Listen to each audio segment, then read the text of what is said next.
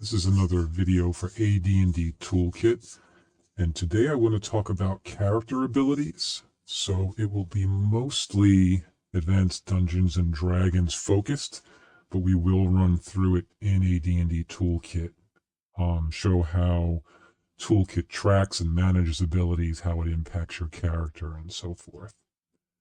So first, let's see, I'm going to go to my characters here. I'll choose my fighter first. He's got some exceptionally high ability scores. These are your abilities here. I made several of them very high just so they can show you what they impact when they are at an extreme. So abilities, if you're new to Dungeons and Dragons, there are 6 of them in AD&D. There's Strength, Intelligence, Wisdom, Dexterity, Constitution, and Charisma. And each of these abilities factor into, I don't know that it's been quantified in any way, but say most of the actions you want to take within Dungeons and Dragons on behalf of your character are going to have some kind of impact from one or more of your abilities. So the major or primary adjustments they make, I've outlined in Toolkit with these bullet lists next to each individual ability. So for instance, Strength. A character with high strength is going to get, I just want to change this one here. Okay, so a character's strength is going to impact a few different things for them. The first is, or the first couple are to hit and damage adjustments. So a high strength is going to make it easier for your character to score a hit on an enemy. They're just able to muscle through armor, shields, dodging and block. Well, not dodging so much, I guess, but blocking techniques and so forth. And as you would imagine, it's going to add to more damage with a melee weapon, a club, a sword, things like that. So that would be pretty obvious. And I changed this here from 18 to 18.99 because there is exceptional strength for fighters, the fighter class. So let me back up 1 second again in case you're totally new to Dungeons and Dragons. These ability scores, they range between 3 and 18, generally speaking. There is some variance or caveats to that, but generally they're going to be between 3 and 18. And the way you establish those values are, you take a typical 6-sided die and you roll it 3 times. 3 1s would be a 3, which is the lowest strength you can have. 3 6s would be an 18, that's on the high end. So here's one of those caveats I was explaining, is in first edition, fighters only can get bonus or exceptional strength, they call it. And I believe there's 4, 25, 50, 75, I think there's 5 thresholds. So 18 to 18.25 would be increased damage from 18. 18.5 is another step up. 18.75 is another step up. And then I think up to 18.99 is another step. And the final step would be 18.00. In Toolkit, we refer to that as 19. So you'll see here at 18.99, he has a 2 and a 5 bonus. At 19, this fighter gets a 3 and a 6 bonus. So that would be the highest strength bonuses for 2 hits and damage that a player character can get, barring some really exceptional circumstances. So these would be the highest at creation, character creation. There are certain things like a wish, a magical wish or a wish from an item, which is one of the more powerful elements within on Dungeons and Dragons, or at least with AD&D. You can exceed that 18.00 or 19 value with a wish. Otherwise, that would be your limits, your upper limit. Encumbrance is very close to weight. It accounts for bulk as well, so it's like a unique measurement within AD&D. But your maximum encumbrance that you can handle or carry is increased with strength. Doors can be stuck frequently in underground dungeons, really any milieu, but particularly underground dungeons. And if a door is stuck, either by damage or weather, humidity, and so forth. You would have to do a roll to see if you can open that door, and the higher your strength is, the better your chance is for forcing open that door. So a character with 19 or 18.99 strength would open it 5 times in 6, or 1 to 5 on a d6. Similarly, with a magically locked door, like with a wizard lock spell, those generally cannot be opened just by brute strength, but exceptional strength will allow for that. I don't think even a regular 18, yeah, an 18, which is the max for all but fighter classes, won't allow you any chance at opening a magically locked door. But once you get into those higher level exceptional strength values, you can. Bending bars. So that would be like on a jail cell door, or jail cell window for that matter. Anywhere you have metal bars, within reason. I guess not in a, say, a giant portcullis, however you pronounce that. But based upon your strength, you might have a chance of bending those. And you can see this exceptional strength character actually has a 20% chance of bending some, say, bars in a jail cell window. And then the special here is noted just as a tooltip for users to see that only a fighter class can roll that exceptional strength. All right, so the next one that could pertain, or at least is illustrated well by fighters, is dexterity. So I'm going to skip down to that. Dexterity, likewise, between 3 and 18. Dexterity will affect your character in 2 ways. One is your AC adjustment or armor class. And in first edition or 1E, a lower armor class is better. I know that's counterintuitive to people who haven't played AD&D, but that's the way it works. So a -2 is a significant bonus for having a 16 dexterity.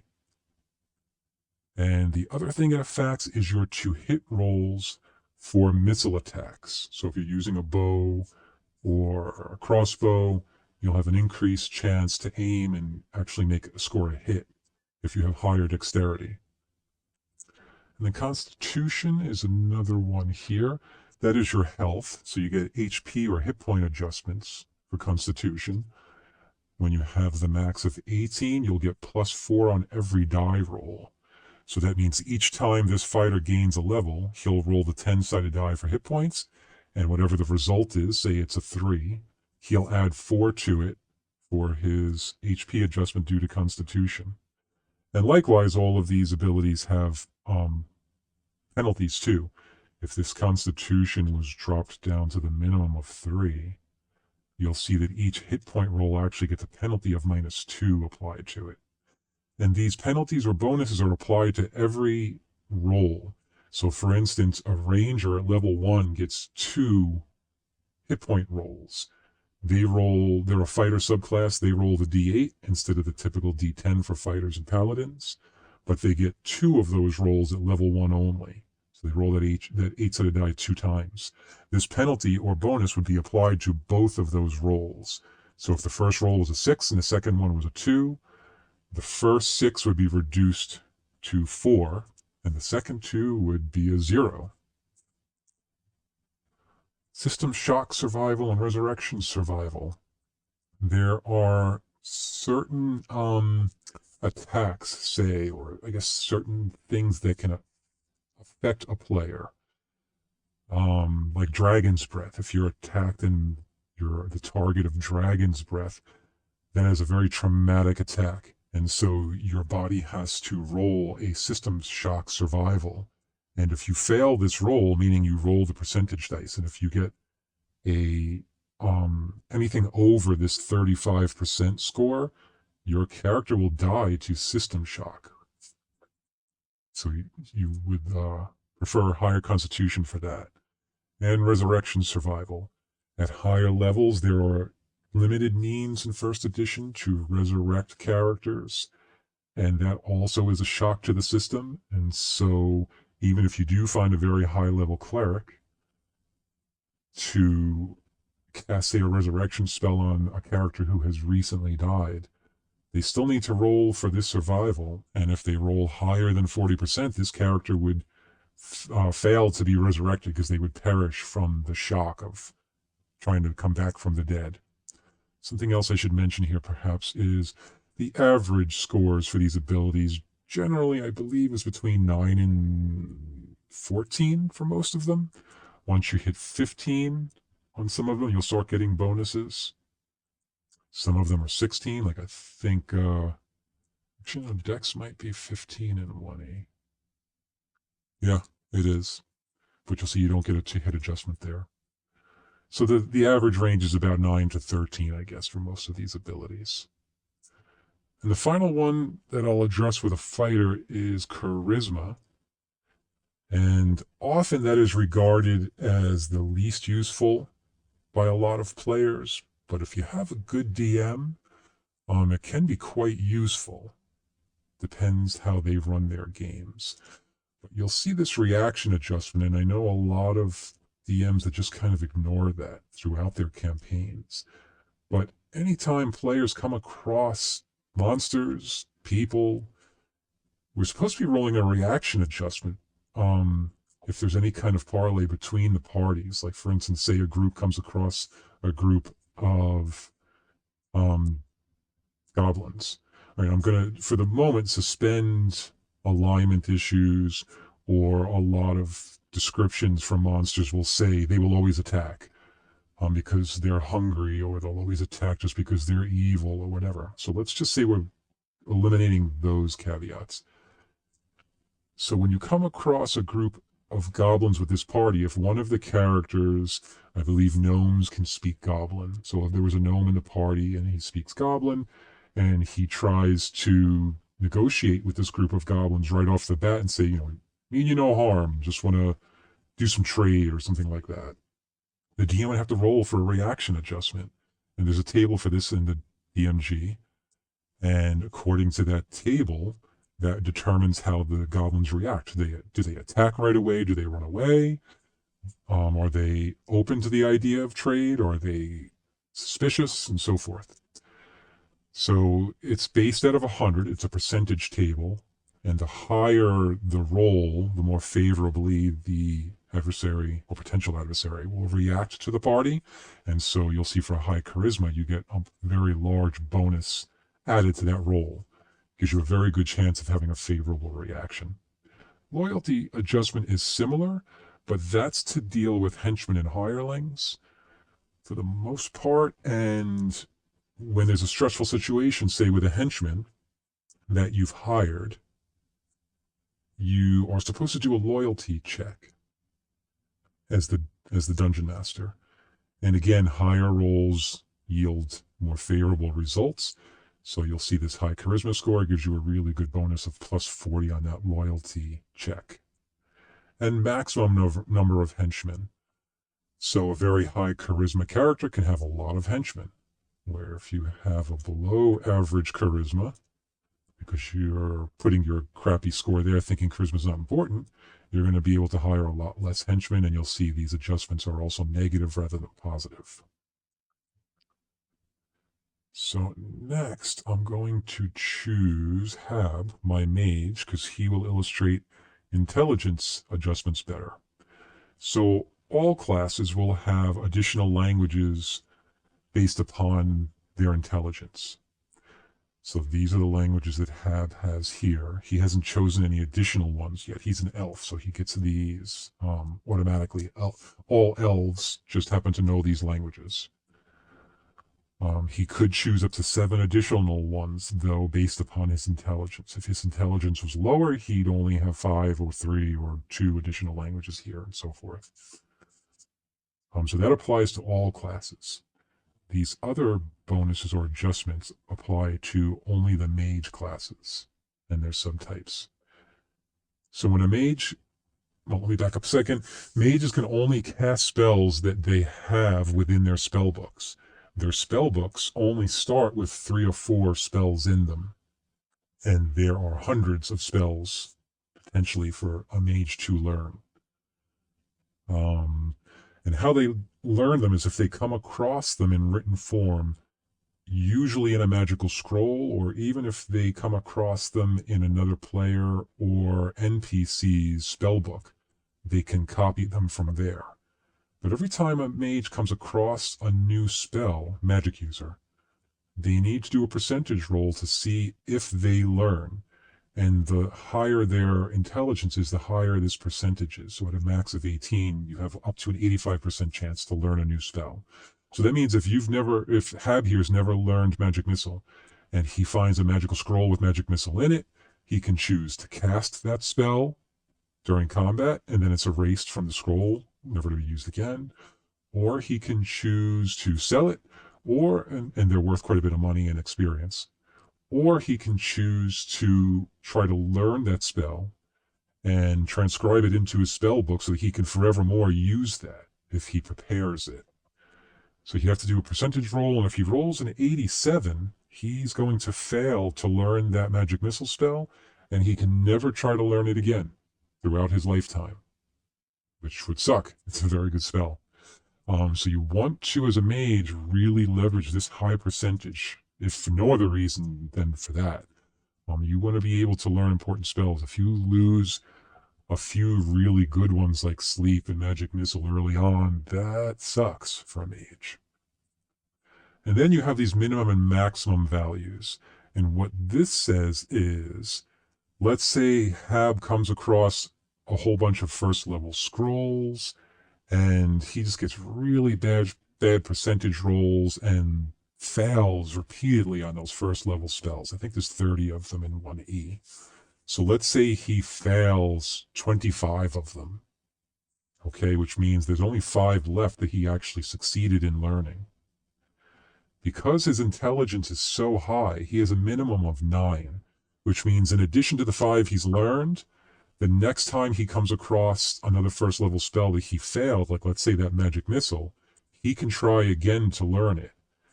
And that will keep happening until he reaches this minimum of 9 first level spells, and then anything he has failed is done. But he gets a minimum based upon his high intelligence. And similarly, there's a maximum number of spells in any particular level a character can learn. And this number will also increase the higher your intelligence. So let's say he, at a lower intelligence, he has maybe only 10 spells he can learn. Then that means once he's learned 10, he can't learn any more, even if he beats this or succeeds at this percentage roll. So this too, you want high intelligence for, so you're not limited on the number of spells per level that you can learn. Though this, I would say, is not quite as important as that percentage. All right, so next I'm going to go to my character. Let's get a cleric here for wisdom. Wisdom is big towards clerics. So everybody will get the save versus mental attack bonus of +4 or plus whatever, or minus, based upon your wisdom, if it's a penalty for low wisdom. But that's generally going to be spell attacks, doesn't have to be. But attacks that attack the mind, like a spell of ESP, or a spell of command, where you give a one-word command to someone, anything that's affecting your brain, if you have high wisdom, you get this bonus applied to your saving throw. So my character named Healing here, uniquely, he gets +4 in those mind attack spells. So if a mage or a magic user tried to cast a command spell on him, he would normally have a 14 against spells of any type. He has a bonus of 4 adjusted to that saving throw because of his high wisdom. And again, any class would get that wisdom bonus. This one is particular just to the priest types, so clerics and druids. And it's huge. What this means is the L1, L2, L3, L4, that is level 1, level 2, level 3, level 4. And what this is saying is at level 1, or actually at each level, this character gets 2 bonus level 1 spells based upon his wisdom, and they're cumulative. He also gets 2 level 2 spells, 1 level 3, and 1 level 4. So I'm going to lower his experience momentarily down to level 1. Now, normally at level 1, a cleric would get 1 level 1 spell per day that they could cast. But because he has 2 bonus ones, he now has 3 instead of 1 per day he can cast. That's huge level 1. And it does scale, as you can see with these other levels. So I'm going to put him back to level 6. Actually, I'm going to make him a little bit higher. It might illustrate something a little better. Nope, not yet. Okay, so I had to go up to level 10 to even illustrate this point, meaning that these bonuses apply up to like level 9 or 10 for the cleric, which is huge. Now, what I wanted to show you is anytime the number of spells that this cleric has bonus spells due to his wisdom, it's printed in green, where normally all of this data is in gray. So first 4 levels of spells are all influenced, impacted by these bonuses, which is huge. He gets 1 bonus level 4, 1 bonus level 3, 2 level 2s, and 2 level 1s, all because of that high wisdom. So I always recommend clerics, druids, get that wisdom as high as you possibly can. And then I think the last one I want to look at is a thief for dexterity. So I'll go to my boy Sticky Fingers here. Unfortunately, he has no profile pick, so let's pick one out for him. We'll go with that for now. Okay, so dexterity. As you remember seeing with the fighter, everybody's going to get these armor class adjustments and missile attacks. So that's to hit when you're using bows and crossbows and such. But then there's these thieving skills. Picking pockets, picking locks, looking for traps, and so forth. And these are the bonuses that are given to my thief based upon his dexterity. The higher the dexterity, the better the bonus. The lower the dexterity, the higher the penalty. And so they're significant, not huge, not game changers, but they are significant. And so worth having. If you're a thief, first of all, you're limited to leather armor and no shields. So you definitely want this armor class adjustment. Nice to have missile attack bonuses, and you also get these bonuses to your thieving skills. So particularly for thieves, dexterity is tremendous, but it really is very impactful for any character when you get into the high bonuses, because a +2 on any missile attack, -3 on armor class, that's tremendous right there, even without the skill bonuses. So the only other one, no, actually we did Constitution. So that's all of our abilities, how they're tracked and enumerated within Toolkit. And I hope that was helpful for you. See you at the next video.